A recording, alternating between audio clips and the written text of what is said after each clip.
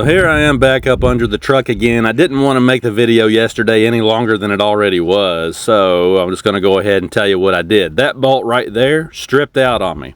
I actually had two that went back in kind of rough, but that one right there stripped out on me. So I had to go and get a repair kit because I wanted to do this the correct way.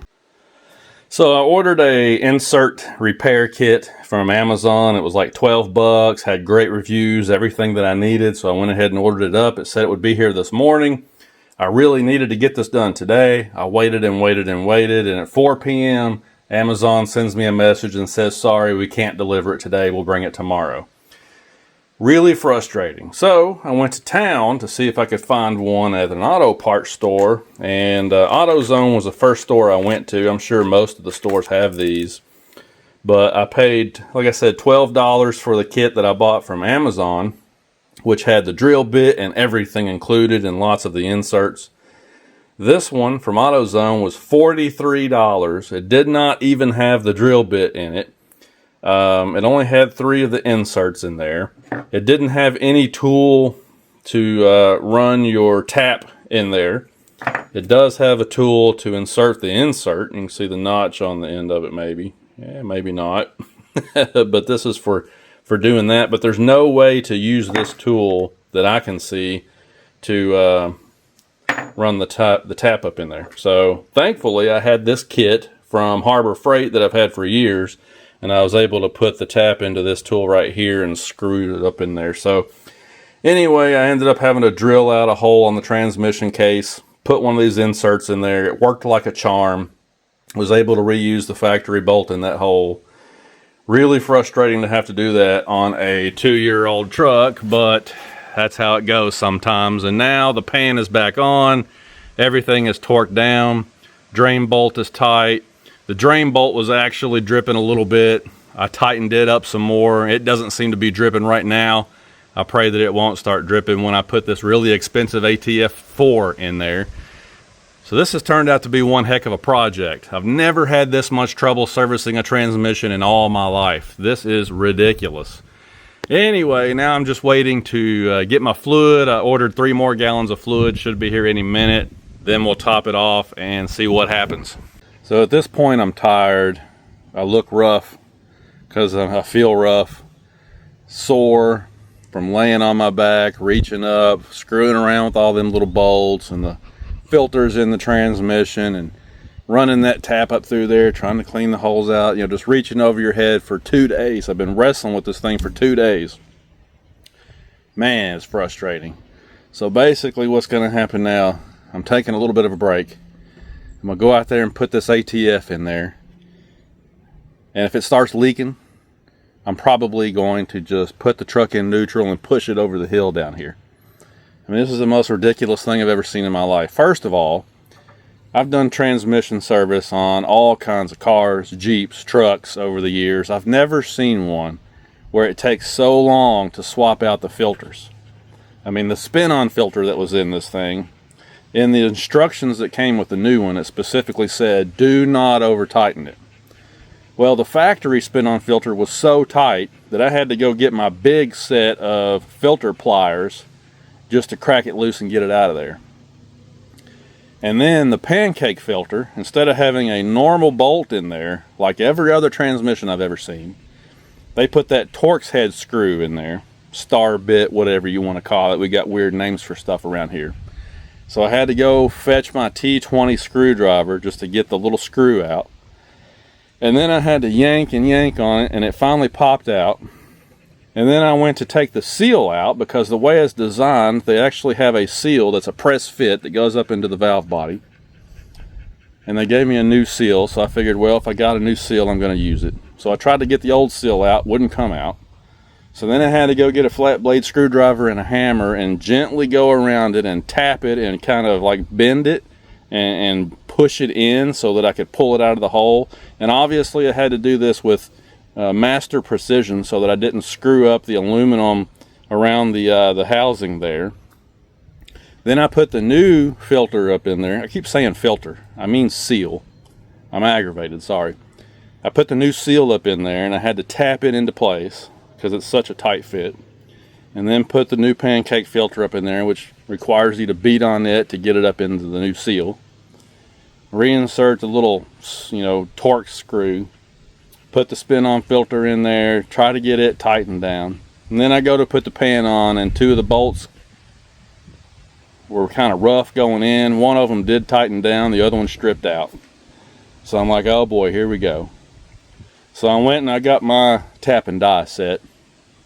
I cleaned up the bolt to make sure the threads were good on the bolt, and they were. And then I ran my tap up in the hole, the M6 by 1.0 tap, which is the size, that it was from the factory. Ran that up in there in the transmission case and cleaned out the threads. It felt kind of tight. It was kind of, not really tight, but you could tell it was doing some work cleaning out the threads as it was going up in there. So I thought, well, I'm good to go. I can put this, bolt back in there. And for some reason, the bolt was so loose, it would not even take a thread. I still don't understand that. So then I order this kit to do the repair. It's supposed to be here today, and then they say it's not coming today. So then I go to town to an auto parts store, and they put 300 to 400% markup on everything they sell at auto parts stores. I guess that's why you have them popping up on every corner, because they make so much money hand over fist robbing people. But I just wanted to get this done today, so I bought the kit, came home, installed the kit. It worked, thankfully, got the pan back on. It's been a nightmare. This is a job that normally takes 30 minutes, and I'm on day 2. So everybody talks trash about these 68 RFEs, I guess because they are known to fail. But I'm aggravated with it because of how crappy it shifts. First of all, the shift programming is junk. Whoever programmed the transmission at Stellantis needs to be fired. And now that I've done service on this thing, it's just an absolute joke. I've never seen anything like this. So I guess this is the one thing that I've really had to complain about on this truck so far. But that's how it goes. So anyway, I'm gonna go put this fluid in here now, fill this transmission pan back up, and if it starts leaking on me, that's gonna be the end of it. I'm probably gonna put it in neutral, roll it into the river. I'm kidding, but that's how frustrated I am right now. So fingers crossed, here we go. One thing that I can say is that I really appreciate that they have a proper dipstick on this transmission. A lot of your modern transmissions obviously don't have sticks anymore, which is always very annoying. So I'm glad that at least this part of the service is going to be easy to do. Now, one thing you'll notice is that on this truck, since it's a 2024, it's got the locking mechanism on the top there of the dipstick. And the reason that happened is because the earlier iterations of these, what people call 5th gen Cummins, I hate that terminology, but anyway, the 2019 to maybe 2022, somebody can correct me if I'm wrong, but I think in that model year range, 19 to 22, they had a recall on some of these because they were spitting transmission fluid up out of this dipstick hole right here. And I guess it had something to do with the dipstick popping out and not sealing off. So the way they corrected that was they came up with this dipstick that's got a lock on it. So basically you push it down in there and then you close that down like that, and it causes the top of this thing to expand and seal off really good. So if you don't have one of these dipsticks that has the locking mechanism on it, I'm sure if you go to your dealership, they will get you one. If your truck is under that recall, you'll get one for free, obviously. But even if you don't, I would buy one of these just to have peace of mind, because this thing can't cost more than like 20 or 30 bucks, surely. But anyway, got that stick out of the way, and obviously there's no fluid on it because the transmission is empty right now. So let's see if we can fix that issue. Because of this thing being at the angle that it's at, it's not sticking up like this. It's more almost level. It's just got enough fall for the fluid to run down in there, just barely. So what I'm probably going to do is use my funnel that has the flexible end on it, and that way I can stick the tube down in there and just flex the funnel head up here like this and pour my fluid in. So let me go get that one and we'll do that. When I did the transmission service on the 6R140 in that Power Stroke truck, that hood did not have this liner on it. And so I was able to take a bungee cord and kind of hook it on up here and then wrap the bungee cord around the funnel.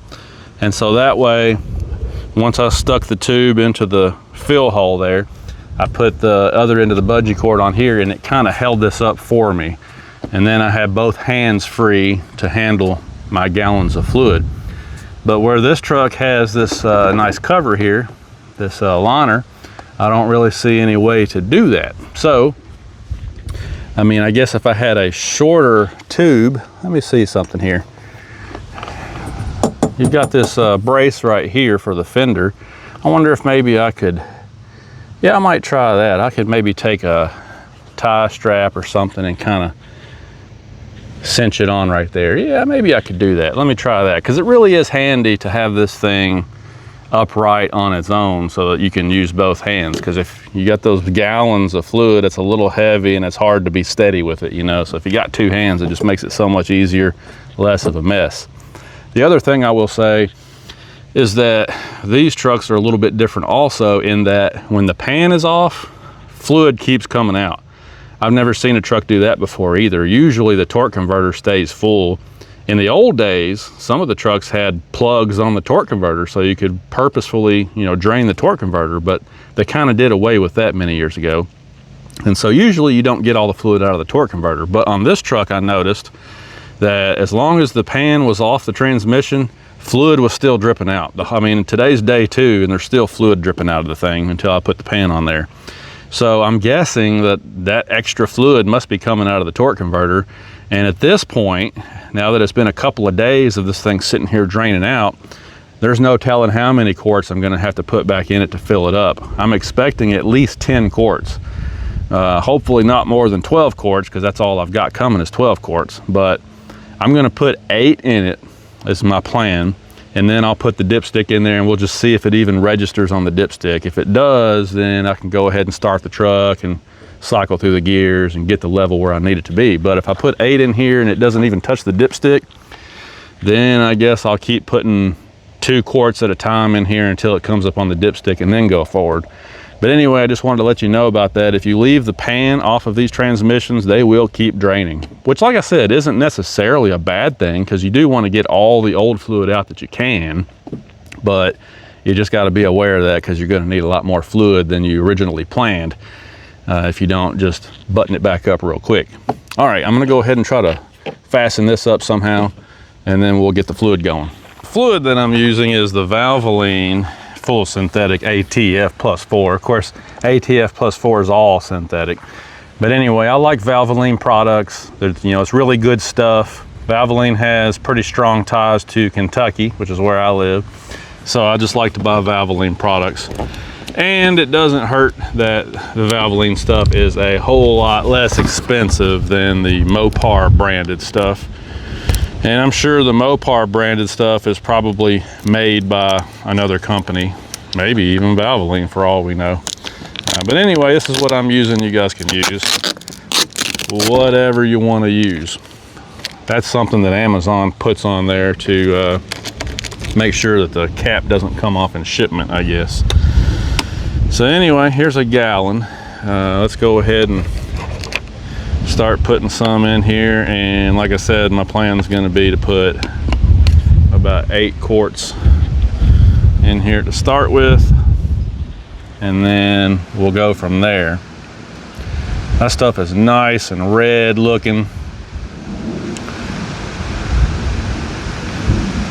Looks like cherry Kool-Aid going in there. But you see what I'm saying? It takes a while. You got to be really slow and deliberate. And so if you're trying to do this with one hand, it can be a real bear. See, it's starting to splatter a little bit now because of the wind. So 2 hands is pretty critical.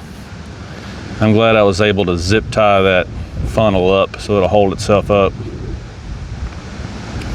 So I'm not going to bore you with this whole process. I'm going to go ahead and take my time and put these 8 quarts in here, and then we'll put the dipstick in and check it and see where it's at. 8 quarts in there. Let's stick the dipstick in and just see if it even registers. It might not, honestly. So I'm gonna stick it all the way in there, and yeah, actually it is. All right, so it's on the stick and it's actually up to the hot mark. Okay, so I'm really close then to where I need to be. So now I'm gonna start the truck, cycle through all the gears, and get it dialed in exactly where it needs to be. It may take another quart or two, because remember, the filters are not filled up yet. But I'm really close here with 8 quarts. I was figuring maybe around 10, so this is probably about right. So that's pretty much all there is to it. I mean, if it wasn't such a pain in the rear end, the stuff that went on under the truck, this job normally would only take like 30 minutes. And if you do it at home, you save a bunch of money, like I was saying, and you feel good because you know it was done right. You know what was done to your truck and all that kind of stuff. So I really like doing my own maintenance, but this particular truck just made me work for it. All right, I'm gonna wrap this video up here. I'm gonna go ahead and start the engine. You guys don't wanna watch all that because everybody knows how to do that. So I'm gonna wrap it up right here, but I'm glad this is knocked out. Like I said, next thing on the list is the front and rear differentials. I might wait till next month and do those. On the first one, this truck has never had that done before, so on the first differential service, what I like to do is pull the inspection covers. Of course, I don't know if these axles even have drain plugs. They might not even have drain plugs. I haven't really looked around. If they don't have drain plugs, then you got to pull the inspection cover. But even if they got drain plugs, like on the Jeep, the very first one, I like to pull the cover. That way you can get all the junk off the magnet and clean the bottom of the casing out, and then seal it back up. And then after that, if you've got a drain bolt, you can just drain and fill after that for a while. Anyway, I'll do that next month, but glad this is over with. Appreciate you guys watching. Hopefully you don't run into the same stuff I ran into and yours goes a lot more smoothly. We'll talk to you later.